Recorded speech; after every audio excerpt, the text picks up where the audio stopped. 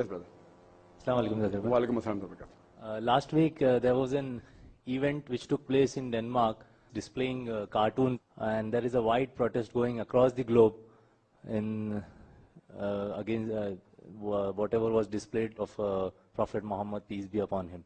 How should we Muslims respond to this particular when it is catching like a fire across the globe? There was an event which took place earlier a few months back in Denmark, which was repeated in the press a few weeks back, against the Prophet.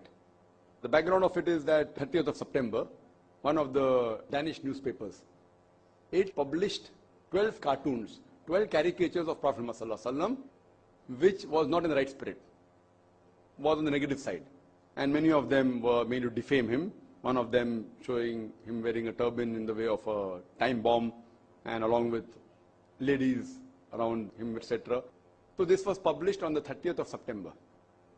After it was published, about 3 weeks later, on the 20th of October, the ambassadors of Muslim countries in Denmark and the other Muslim religious people, they approached the Prime Minister and told him what is happening is wrong, and there should be an apology and we should take back all these things, which did not give a good positive response. After that, there were people who tried to tell them that this is wrong. Later on 20th of January, these 12 caricatures, 12 cartoons depicting Prophet Muhammad in the negative manner, showing me as a religion of terrorism, carrying a sword, along with women, wearing a time bomb on his head, etc. All these things was reprinted in a Norway newspaper. In the Denmark, it was mainly to local people in that language. Then the whole issue took place, and there was a big hue and cry in the Muslim world. As far as the question is concerned that how should the Muslims respond to this thing, these things have taken place in the past also. Such things, whether it be Salman Rushdie, whether it be Taslim al-Nasreen, whether it be in USA, whether it be abusing the Prophet. And as you may be aware that according to a Time magazine report which came on the 16th of April 1979, in a span of 150 years, from 1800 to 1950, more than 60,000 books have been written against Islam. That means more than one book a day was written against Islam in a span of 150 years before. After 9/11, it has reached epidemic levels. Maybe several books are written every day, and several articles are coming every day throughout the world, whether on the internet, whether it be on the newspaper, whether it be on satellite channels, whether it be in the form of books or pamphlets, and this has reached epidemic levels. So what should be the response of the Muslims when such articles come or such thing comes in the media, whether it be in the television, whether it be the print media, etc., someone abusing the Prophet or defaming the Prophet? What should be the Muslim stance? And we find people giving different opinions. As far as I am concerned, my opinion is that broadly, if you categorize the way the Muslim should respond to such defamation and such allegations against Islam, especially the Prophet and Allah subhanahu wa ta'ala, broadly I can categorize it in 6 different categories. How can you respond? The first way is replying it in the media, trying to clarify the misconception. And media today, number one best media is the television, satellite channel. Then can be the print media, newspapers, magazines. Then can be in the form of pamphlets, can be in the form of books, internet. So number one is the print media, which is the most important. Any Muslim in any part of the world, whether this thing takes place in a Muslim country or non-Muslim country, this allegation against the Prophet or defamation of the Prophet takes place in any part of the world, the first 3-4 categories can be adopted by any Muslim, whether living in a Muslim country or non-Muslim country. So the first 4 strategies which are more important can be adopted by anyone, anywhere, irrespective whether the allegation has taken place in his country or outside, whether Muslim or non-Muslim country. So first is the media. Number 2 can be a peaceful demonstration of protest, whether in a form of a congregation, whether giving a letter to the embassy of that country where this thing has taken place. If it's Denmark, then we can have a peaceful protest against what has happened and telling the Prime Minister of Denmark that take action against that newspaper, whatever it is. It is a peaceful protest, whether the audience can be few hundred, few thousand, few 100,000, that depends. A peaceful protest. This anyone can do, any Muslim can do, any part of the world. The third type of reaction that can take place from the Muslim, which is positive, it can be a legal action. A legal action. For example, if you can legally pull the defaulters to court and sue them, that's a good way of such things not happening. For example, in USA there's an organization by the name of CAIR, C-A-I-R, which is a very good Muslim organization which picks up these issues. And just to give an example, You may be aware of the Nike company, also called as Nike, Nike, very famous company which makes sports goods, t-shirts, shoes, etc.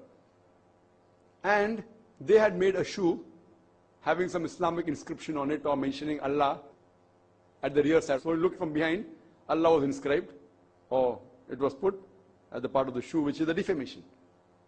So what they did, that they immediately sued them.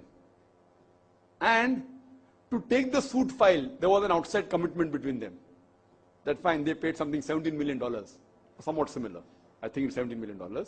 And they said, we'll give it to the Muslim community, they can utilize the way they want. So they utilize the money to make parks for the Muslims or Muslim education, whatever they did. So this care company or Muslim organization filed a suit.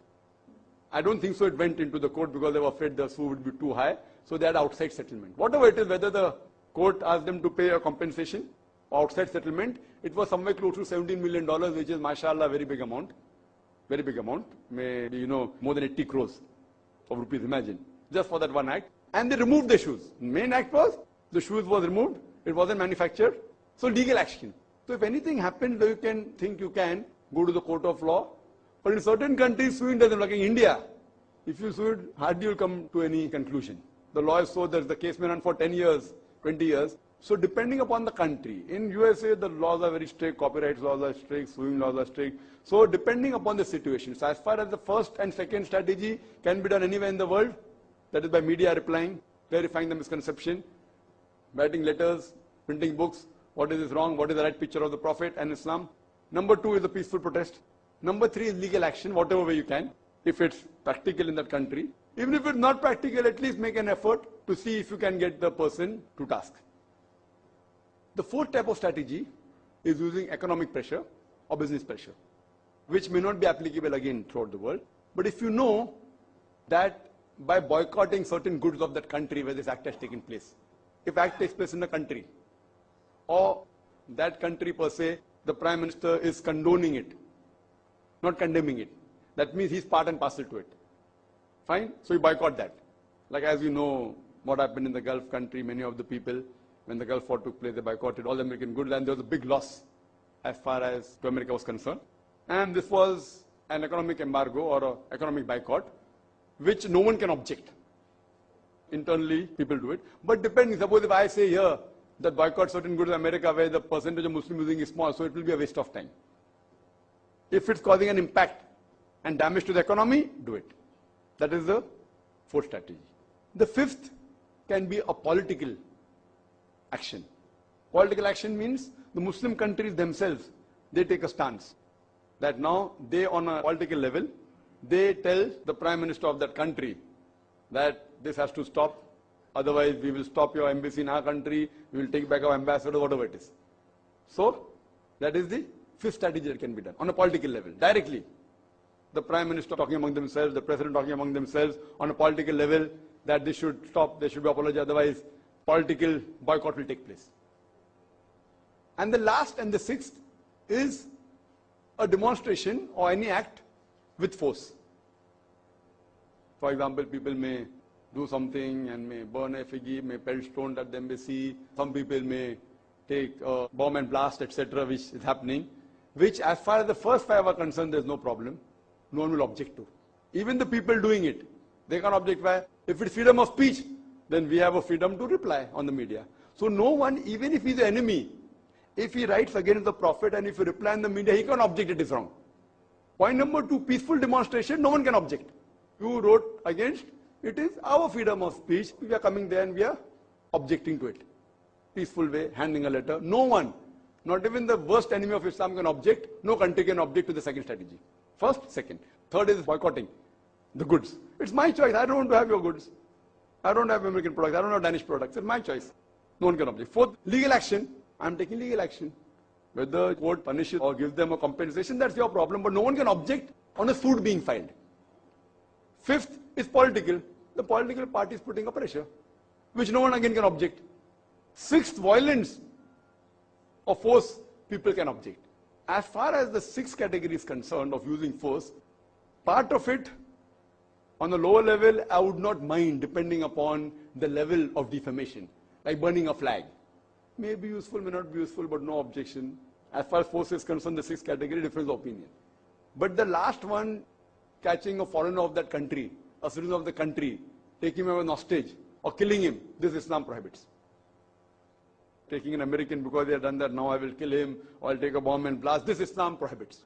So as far as the first 5 categories which I spoke about, strategies, neither Islam will object, neither non-Muslim will object. The 6th category, little bit force, burning a flag, burning a effigy, most people will not object, and Islam also, you cannot say it's totally haram. But in the 6th category, higher level, using force and catching an innocent person and killing, Allah says in the Quran in Surah Ma'idah chapter number 5 verse number 32, that if anyone kills any other human being, unless it be for murder or creating mischief in the land, it is as though you have killed the whole of humanity. If you kill any human being, whether Muslim or non-Muslim, unless it be for murder or for creating mischief, it is as though you have killed the whole of humanity. And if you save any human being, you have saved the whole of humanity. So if you catch the person who's involved in that act, then it may be possible. But catching an innocent citizen of some country, this is totally prohibited in Islam. If you catch the person who's done that crime, and if it's an Islamic country, give him the punishment, what Islamic law says, I've got no problem.